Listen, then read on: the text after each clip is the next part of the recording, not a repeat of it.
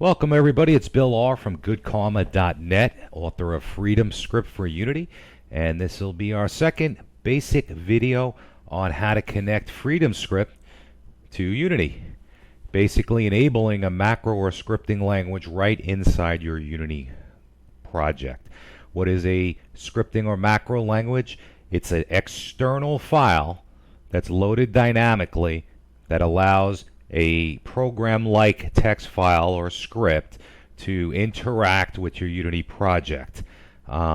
What's different about Freedom Script than other scripting languages like Lua or JavaScript or Unreal Script is in Freedom Script, you, the developer, dynamically creates the language extensions that make the connection between Unity. So it's your own custom language. What Freedom Script does is do the heavy lifting for you, such as putting the decision trees, the if-thens, the looping functionality, the variable management, all under the hood for you, and lets you concentrate on the connection between your scripting and your Unity project. So in this tutorial, we're going to take a look on how to move something. In the last tutorial, we wrote a simple script that printed to our Unity debug console, our Unity console, and that was a run once script. In this project, because we're going to move something, we're going to have to run once is not going to work for us, because then something would be somewhere and then the next frame appears somewhere else. So we're going to have to take a very basic approach to show you how to write a script that continues to run, an infinite loop, if you will, that'll update itself every frame. Now in our case, in this project, we're going to create a block, and he'll move in one direction down the x-axis, something very simple, and then when he reaches, he's going to try to get to 100, reaches a certain value, he's going to come back the other way. So here we are in Visual Studio. It could be mono developed, but this is just a text file. This is our block move demo text file. We'll take a quick look at what we're going to do. And I've just kind of put it something together just to highlight what we're trying to show. And I declare a variable of target x. We call it 100. That's our goal. Our current x value is 0. Well, that's where we're starting, and our direction is this one, number 1.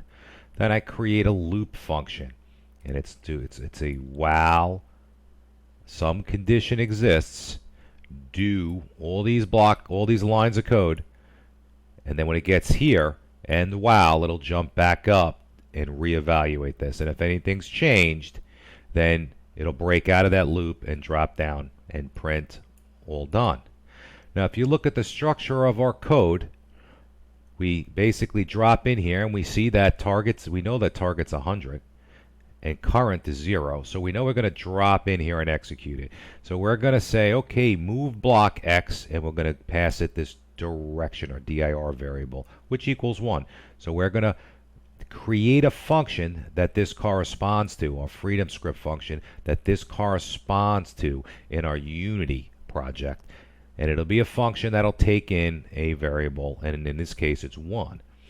This will, in our Unity, you'll see how what we'll do, but we'll move the block 1 and we'll return its current value, and then we'll print the current value. Now notice you're passing in Freedom Script, variables are not typed, and what is meant by that is when you create the variable, Freedom Script will figure out what that variable is. So if you assign a string to a variable, it'll use it as a string. If you assign a number to the variable, it'll use it as a number. In this case, this line is to demonstrate how to make a function, which we're going to do, move block x, and how it returns a value. We'll learn that also in this video. We'll print it out, which is another function, because print doesn't exist natively in Freedom Script, because print could mean anything that you'd want. Maybe we're going to print something to a GUI or print something to a file. It's all about what implementation that you're looking for in your Unity project. So we will define print, and we will define move block x functions. And then Unity has some, like I said, decision constructs and looping constructs that are built in. We say if the current x equals 99, then direction equals -2. So right before we get to the target x, which is 100, right? If we ever reach 100, we're going to end our loop. Then all of a sudden we're going to change direction to -2. Basically, we're doing two things here. We're going to reverse the direction of the block, and now we're going to start counting down from 99. Because you'll see as we move the block, we're going to return the position of the block, or the X position of the block, I should say. And then on the next if-then statement is if the current is -99, then we change it to 2. And this will get added to the thing. So we're going to really, what this is doing is ping-ponging the block back and forth. This poor block is never going to get to his destination. So we'll jump into Unity, and I do have the project loaded up. And while it's fresh in our mind, I'll play the project. You see our green little block. Here's our game running. He's going to go down the X-axis. X is red in this case. And you see right before he gets to 100, he's going to reverse direction. Not very exciting, but again, it shows the basics of how to make the connection between Freedom Script to get that scripting going, so you can be dynamic about a lot of your projects, to allow modding or a control of different objects through dynamic scripts that you could load on the fly, and the Unity functionality. This demonstrates it all, but in a very simple environment. So our poor block's going to bounce back and forth, and he never quite gets there. Now you'll also see in the Unity debug window where we do print out the values. So you'll see some messages in here, and the values all get printed out, and we'll look at that in a little later. I'll clear that for now. If you haven't viewed our first video, our simple subroutine video, you should really view that. It goes over the setup of Freedom Script. I'll go over it a little quicker now. These are very basic videos, but I'll go over it also here, so that when you purchase and download into Unity the asset of Freedom Script, you're going to get a folder, and this will be the folder, the Freedom Script folder, and it has a number of subfolders. These are different documentation, and right off our website, goes through a couple of tutorials and explanations. There is a read first, me first file. You should. And then you have different folders, prefabs and scripts. And not a lot comes with it, because the power of Freedom Script is really what connections that you want to make. But this project and the simple subroutine project will be in there. In the scripts folder, there will be a DLL called interp, I-N-T-E-R-P. That's whether you unzip it and get it, or it's in the folder. Just drag and drop that into your scripts folder of your project, and now you've enabled Freedom Script in your project. All you have to do is underneath your assets, create a scripts folder somewhere and drop the DLL into the project. If you have it zipped up somewhere, just unzip it and drop it right into the Unity file structure here, and it'll be in there. So that's how you set up the DLL, or to enable it. It's that simple. We'll look at how to enable it in code in a moment. Let's just take a quick look at our scene. It's nothing too exciting here. We have a main camera, a directional light. I put a plane in here, and I just dropped the red material on it. And then I put a cube in here, and I just dropped the green material on it for contrast. And you know, when we run it, this poor cube goes back and forth, never getting to his goal. If we look at the cube, we can see it's all standard, and it has a script attached called block move. And that's where we're going to write all our logic in this script called block move. So I'm ready to get started. I hope you are. We're going to jump into Visual Studio, and again, this could be mono developed, but I like Visual Studio. Now, in my last example, I showed a lot of code with a lot of comments in the code, and I think in this case, what we're going to do, I took all the comments out just to make the code a little bit clearer. But again, we're doing the same thing. As a matter of fact, in the last project, we created a print function. In this project, we're going to have that same print function, and we're just going to add in the move block X function that, as you recall, exists here. This is not defined in the Freedom Script language, and print is not defined in the Freedom Script language. So we need to define them, because that's the functionality we want to add to the language. The other constructs, such as the while, do's, or and whiles, and the if-thens, and there's do whiles, and all the other, they're all built into the language. And of course, all the logic, such as the greater than, less than, and equals. But these are the function calls that we're going to extend the language, and this is how you customize the language to your application. So we'll go back to our block move script, and as you recall, the way to create a script would be to right-click in the back, and I'm sorry, you can go up here, I guess, to component, not component, here we go. It's under assets, create C# script, and you just click that, you create a script, and then we created a cube and dragged it out and then just attach the script. So that's very basic. You should know how to do attach scripts. By double clicking that, it'll open up in Visual Studio. That's how we got here. So let's get to the real coding.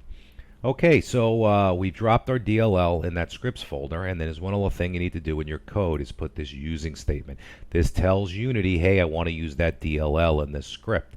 It's INTERP, it's the same name as the DLL. You just type using and that in.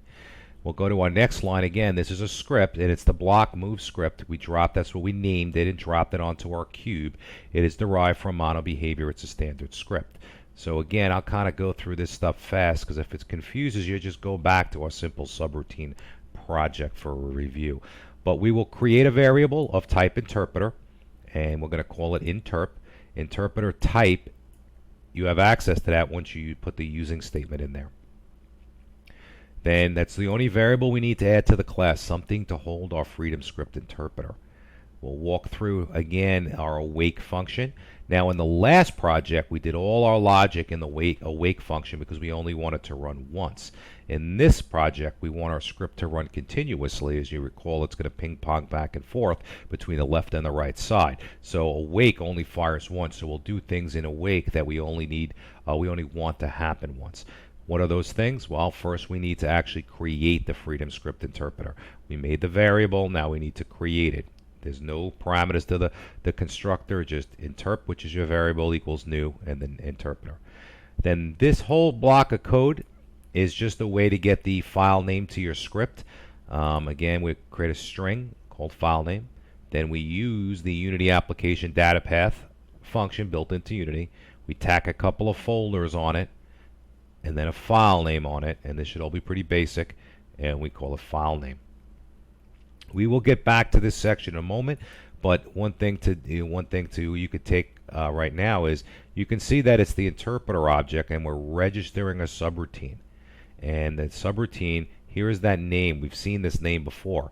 It exists in our script, move block X. Here's where we set the name. We do the register subroutine, move block X, and then we're going to create something, and that's what we're going to create, a subroutine object, which makes the connection. We'll do that for print, and we'll do that for move block X. That's in our awake function. You have to do that once. Then we go here, and I put it in a try catch block. This is an error catching feature in C#.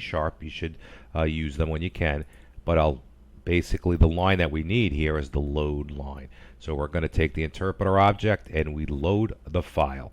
Now how do we load a file in with freedom script, and what are we talking about? Well, we're loading up this file, the script file, the freedom script file. And our load function takes a text reader or a stream reader. It's flexible, and that requires a file name if it's a stream reader. Now we could download a file from a website or get it from something in memory or from another script. In this case, we're going to load it off of our hard drive. So we create a stream reader just by new stream reader, and you have access to the stream reader types by using system.io, by putting that up there, and then you'll have access to a stream reader. We pass it in the file name that we constructed, which is the full path from assets down. And you can see that I take the data path and I tack on freedom demo, freedom script demo, and move block.txt. And if we jump over here to freedom script demo, and we go to, where are my scripts? Oh, actually it's here. It says I must have changed it to move block demo. Oh, that is the name right there, move block demo. And we'll jump back to Visual Studio. Move block demo. That's the name of the file. And then we just print out the file name, and we print something else out to Unity just to let you know that we're done, and we loaded in Unity's awake function. So we simply just set up the interpreter, loaded a file, and like I said, we'll get back to this. We put some error catching. Now the error catching, something to mention is these are freedom script errors. They're exceptions. And once you load the file, FreedomScript may throw an exception of a syntax error. Now that's a syntax error not in your Visual C Sharp environment. That's a syntax error in the FreedomScript environment, such as you forgot a bracket or didn't close a function off or use too many parameters. It'll throw an exception. We're just going to print it out, but you can do other things, notify the user or load a different file or fix it yourself, whatever you need to do. There's also internal errors. If you get an internal error, that's something went horribly wrong inside loading or loading the stream reader. These are very, very rare, but we catch them. They're just an internal error that really can't be classified inside of FreedomScript. This would have crashed FreedomScript, and that's why I said if FreedomScript is bug free, as far as I know. Anyway, we've everything we've observed, we have fixed, and it's bug free at this point, and hopefully stay that way. And this is a regular C# exception, so this would catch things like file not found, the file was locked, couldn't open it. So we just put the load function into a try block, and we'll catch syntax errors and maybe other type of system errors. That's what this is. That's all, and it's all we do in our awake function. Then we're done. Also on this object, as we saw in the last project, we created a function, and it's simply called fsprint, FreedomScript print, and you pass in a string called what? And all we do with that is we print it out to the Unity console. But it's important that we've created a function on the parent object that'll print. So this is our parent object. It's a script attached to our game object, and we want to create a function that all it does is print. This we printed right from the script. This is a function that's going to call the internal scripting. And we don't have anything at start. So here's the difference between this project and the previous simple subroutine project. The last subroutine project was all executed once, and all executed in the awake function. In our project, we want our script to run continuously, so that's not going to work for us. So I happen to like to put it in the fixed update function. This function, as you know from Unity, will get called at a regular time interval every frame. You'll draw a frame, update the physics engine, and then do a fixed update. So it gets called over and over again. So we put some code in here, and it's simple code. I've taken most of the comments out. Basically, we're saying if the interpreter is at the end of the code, but then we put the negate symbol, or the explanation point that negates it. So we're saying if we're not at the end of our script file or the end of our code, then do these things. And again, we trap it in a try catch block if we have any errors, and all we do is call the run function. So we do run, and then there's a numerator, which is a value that you can pass in. It's a type of step by step, and it's going to tell the interpreter, do I want to execute this script all at once, or do I want to do it line by line? Every time you go run, I'll go one line.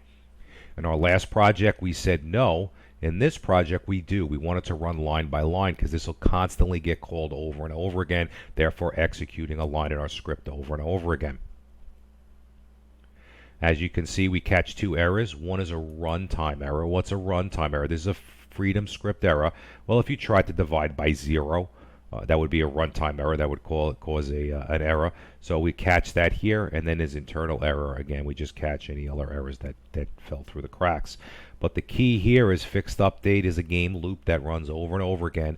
So when we run the interpreter, we call its run function, and we want it to go line by line and just execute the code one by one by one. We also can safeguard against us running at the end of the script by saying if not at the end of the code. And that's what this does. Then this is the FreedomScript code. Well, this represents the end of the FreedomScript code, I should say.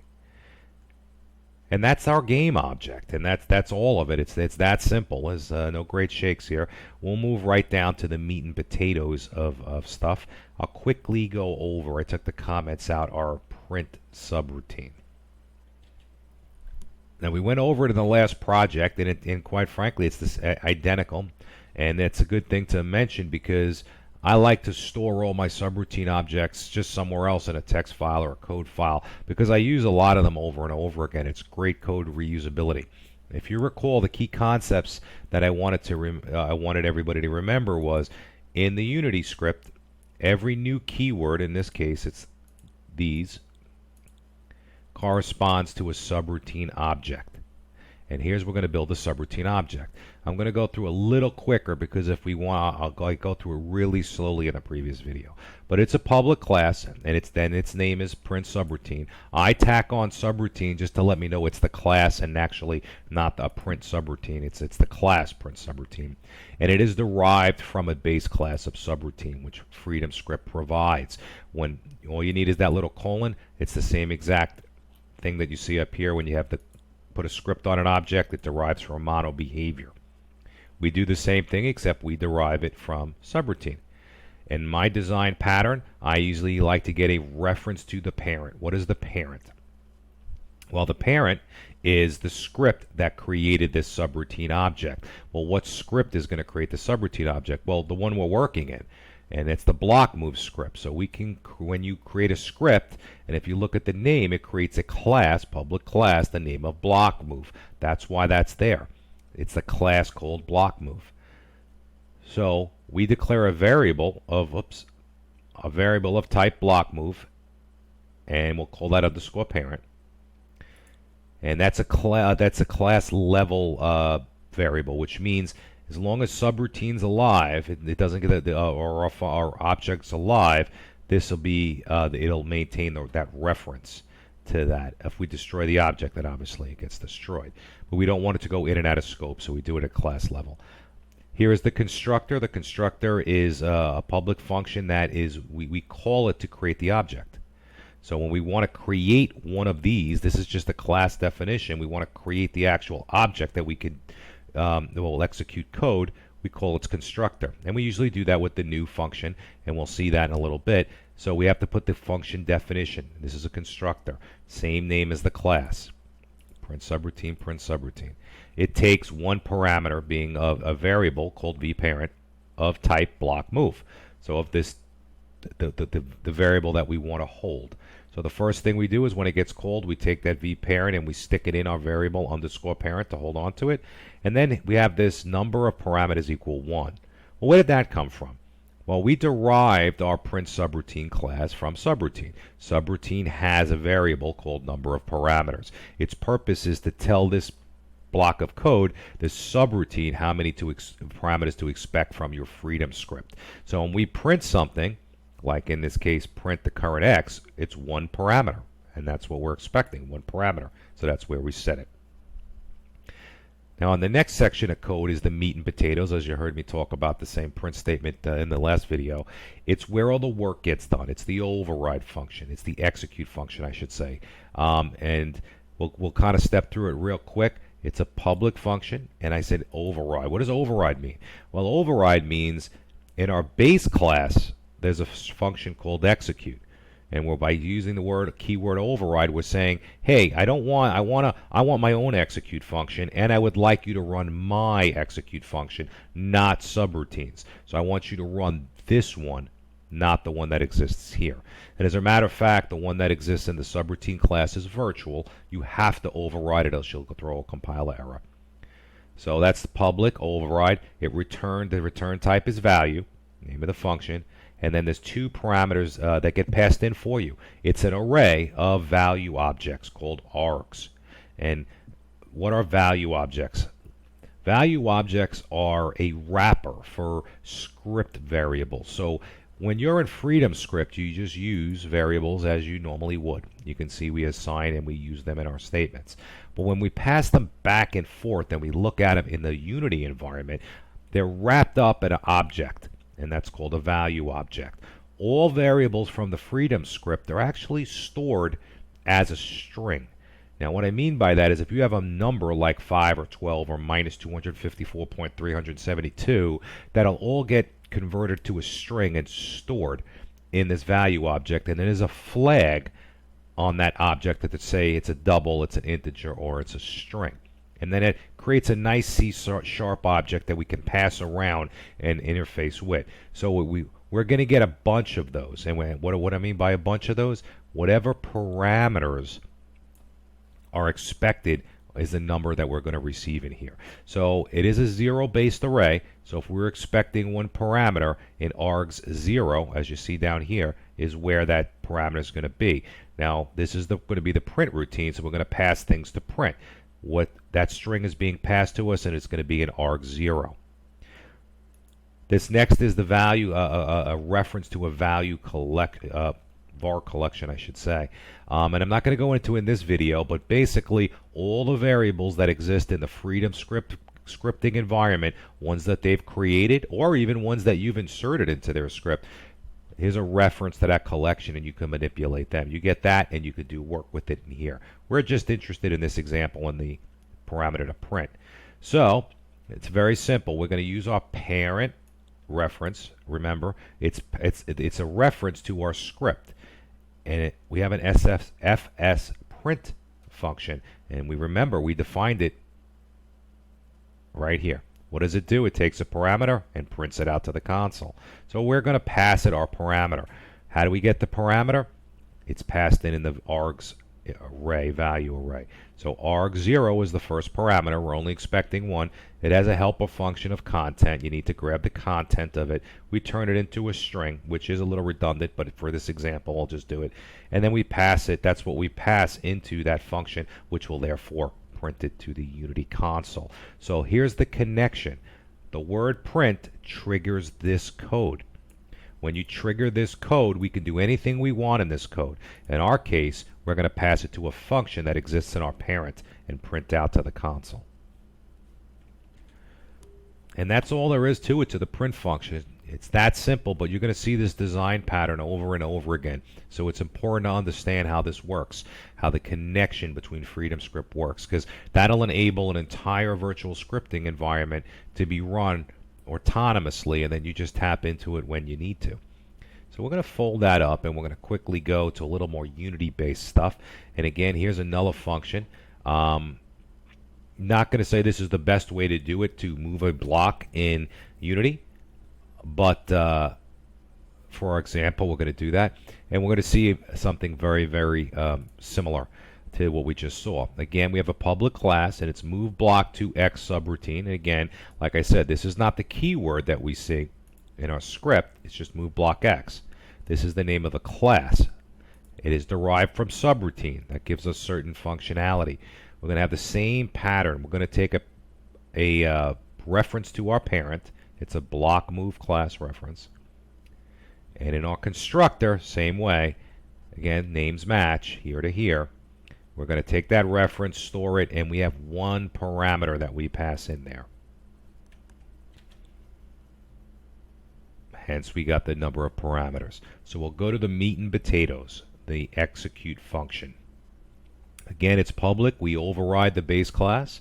We return a value object. We have to return a value object, or null, but the value object.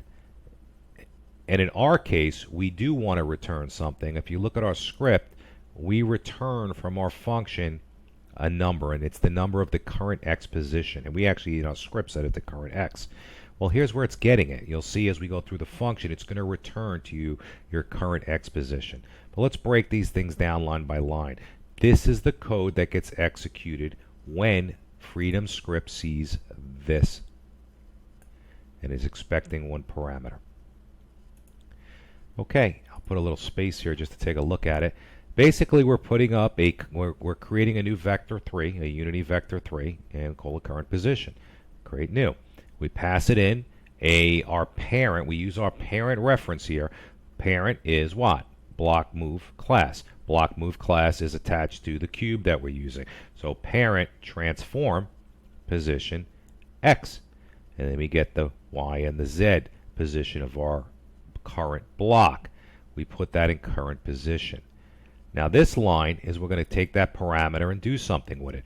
If you recall from moments ago, all things are stored as a string. Even if they're a number, they're just flagged as a number, but they're still internally stored as a string. But we're going to get our arg0, which is our first parameter, and that's how many spaces to move in the X direction. And if you recall, we start off passing it dir, which is 1, but later on in the script, we're going to pass it positive and negative values. So with this statement, we're grabbing that parameter. What do you want me to move? It's the first parameter, the only parameter, and we have a dot content which gets us that, but it's in a string format. I want it in an integer format. So what I'll do is I use the static class int.parse, and it basically takes the string, converts it into the number, which is, we'll put it in the temp variable.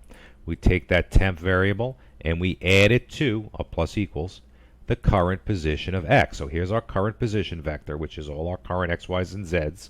We add that number to our x, basically moving the block down the x-axis.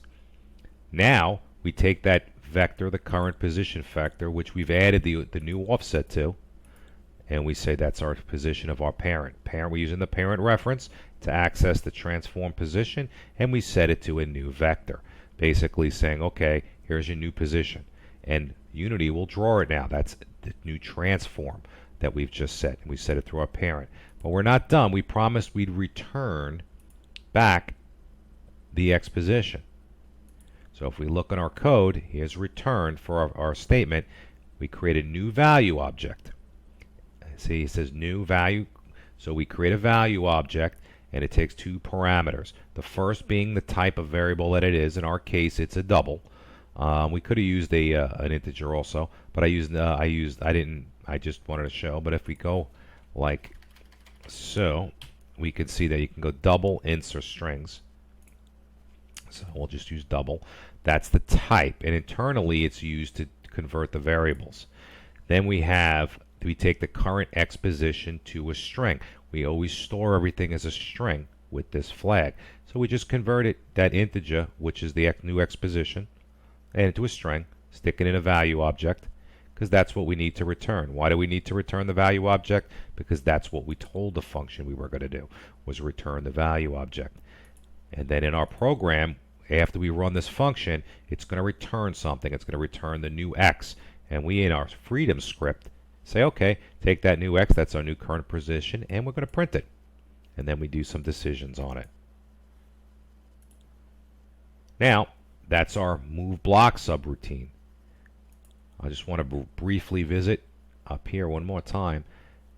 In our awake function, after we create our interpreter, but before we load the file, we have to tell the interpreter about our subroutines. If you see print subroutine and move block to x subroutine, these are the class names of the subroutine classes we just made. And this variable here, or parameter I should say, we told it to pass in a reference to its parent, or the class that created it. Well, in C#, you can say this when you're referencing yourself as this. So this is the class, so we pass that in. So when we interpreter register the subroutine, this is the name that in our freedom script we want to have available in our language, and then we pass it in the subroutine object.